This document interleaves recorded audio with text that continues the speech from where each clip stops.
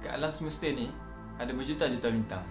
Tapi dalam berjuta-juta bintang tu ada satu yang bagi peranan penting dekat sumber tenaga muka bumi kita. Jadi apa bintang tu? Saya sendiri, Muhammad Al-Bukhari bin Muhammad Amin, ingin menceritakan tentang bintang ataupun kita kenal sebagai matahari. So, matahari ni dia mula wujud pada 4.5 bilion tahun yang lalu. Matahari ni wujud disebabkan oleh satu fenomena yang kita panggil sebagai supernova. Supernova ni sebenarnya satu planet yang besar. Sebelum tu tak ada matahari lagi. Planet tu berlanggar disebabkan oleh daya tarikan graviti yang sangat kuat. Bila dia orang berlanggar antara satu sama lain, dia akan membentuk satu fenomena lah, supernova. Lepas supernova tu, ada satu lagi fenomena yang akan berlaku yang kita panggil sebagai solar nebula. Dekat solar nebula tu lah matahari ni terbentuk.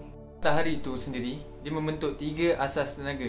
Tenaga yang pertama adalah tenaga cahaya, tenaga magnet dan juga daya tarikan graviti.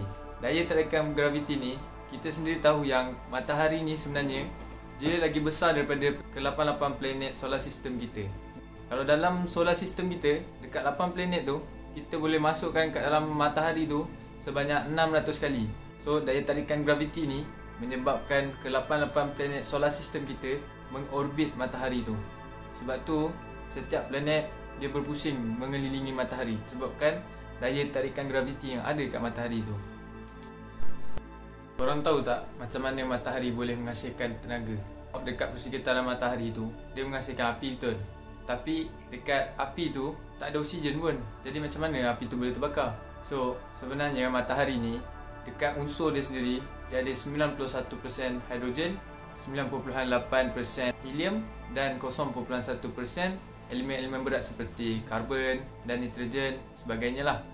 So, dekat teras matahari itu sendiri, dia punya suhu saja dah mencecah 27 juta degree Fahrenheit. So, dekat teras itu ada berjuta-juta elemen hidrogen tau. So, bila atom-atom tu berada dalam satu pressure yang sangat tinggi dan satu density yang sangat kuat, diorang akan berlanggar satu sama lain. Tapi, bila diorang dah berlanggar, dia akan menghasilkan tenaga yang kita panggil sebagai thermonuclear fusion. Sekarang ni, saintis masih lagi cari macam mana cara nak kontrol tenaga yang dihasilkan oleh nuclear fusion ni. Sebab tenaga dia sangat kuat. Sebab tu, matahari ni, dia keluarkan cahaya, dia keluarkan tenaga. Sebab tenaga tu datang daripada proses nuclear fusion tadilah.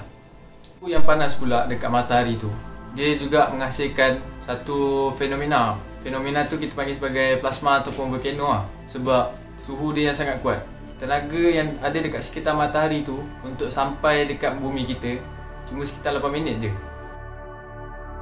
Matahari ni juga dia ada satu tenaga yang lain kita panggil sebagai magnet lah.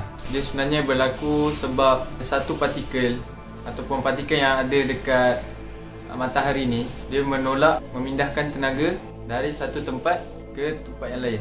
So kat matahari tu sendiri ada satu dark spot.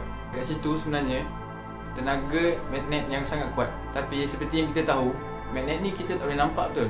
Tapi kesan daripada magnet tu kita boleh lihat daripada pembentukan plasma yang ada dekat matahari tu.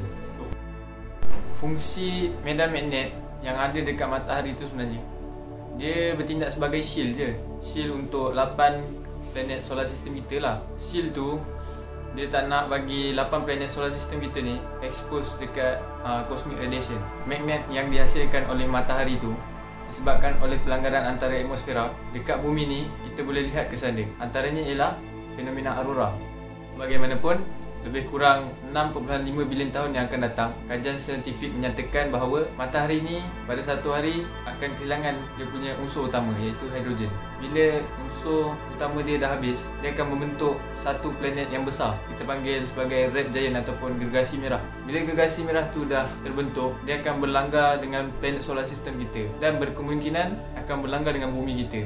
So kita tak tahu. Itu cuma prediction daripada saintis je lah. Mungkin dia akan jadi dekat-dekat ni, kita tak tahu. Selepas pembentukan gergasi merah tu berlaku pada suhu-suhu tertentu, bila suhu dah sejuk, dia akan membentuk satu bintang kecil. Dia panggil white dwarf. Waktu tu tenaga matahari dah tak ada dah. So matahari pun dah tak keluarkan tenaga untuk sumbangkan kepada bumi kita. Jadi sebagai penutup kata, sebagai manusia, gunakanlah tenaga matahari ni dengan sebaik mungkin. Sebab kita sendiri tak tahu bila matahari ni akan kehabisan tenaga dia sendiri. Kalau dah tak ada, korang janganlah nak nangis pula.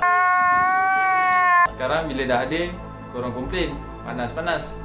Tapi bila dah tak ada, korang nak nangis. Jangan nak nangis, relax lah. Okay.